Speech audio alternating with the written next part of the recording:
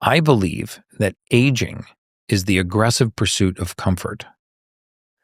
And so many of us we are aggressively pursuing comfort. We regulate our body temperature. Our air temperature. We regulate all of our lighting. You guys can make it the surface of the sun at 1 o'clock in the morning in here if you want it, right? That's not natural. So what happens is we get so accustomed at wanting to be comfortable that we actually accelerate our age. The reason why most people don't do cold showers or cold plunges is they don't like to be uncomfortable.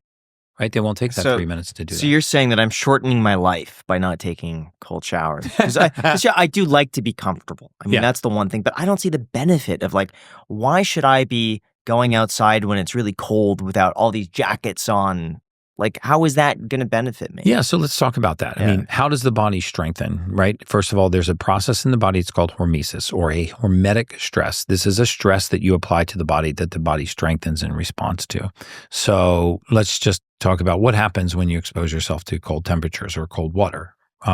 Cold water will happen much faster because water is 29 times more thermogenic than air, meaning it removes heat from the body at 29 times the rate of air, which is why you could die in 72-degree water, but you can't die in 72-degree air, right? So, because your body wouldn't maintain the temperature. So let's say a cold shower or a cold plunge. And look, if you don't have $5,000 to invest in a cold plunge, just take Tupperware containers and put water in the Tupperware container, freeze it overnight, and drop the ice blocks in your tub the next morning. Swirl it around, you'll have a cold plunge for 3 days. So when you get into cold water, and it doesn't have to be freezing cold, 48 to 52 degrees is fine. 3 minutes minimum, 6 minutes maximum. There's no evidence that colder is better or that longer is better.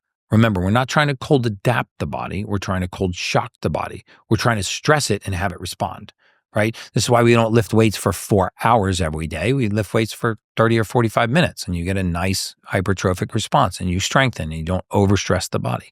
So when you get in cold water, 4 big things happen.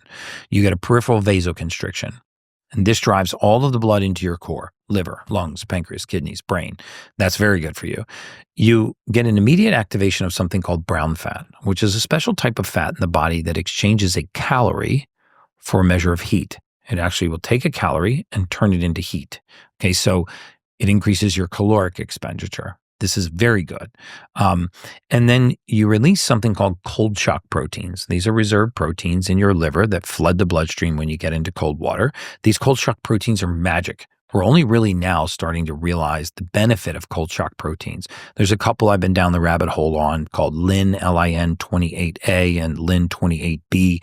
These are cold shock proteins that are actually improving insulin sensitivity. Right? And they scour the body of free radical oxidation. They improve protein synthesis, how well you repair from a workout. So you can get all of these benefits, including a spike in dopamine, just by exposing yourself to cold water, right? Because, ancestrally, we had a lot of hormetic stresses. You didn't get to regulate the temperature outside. You didn't get to regulate much of the temperature inside. You didn't get to regulate your lighting so much.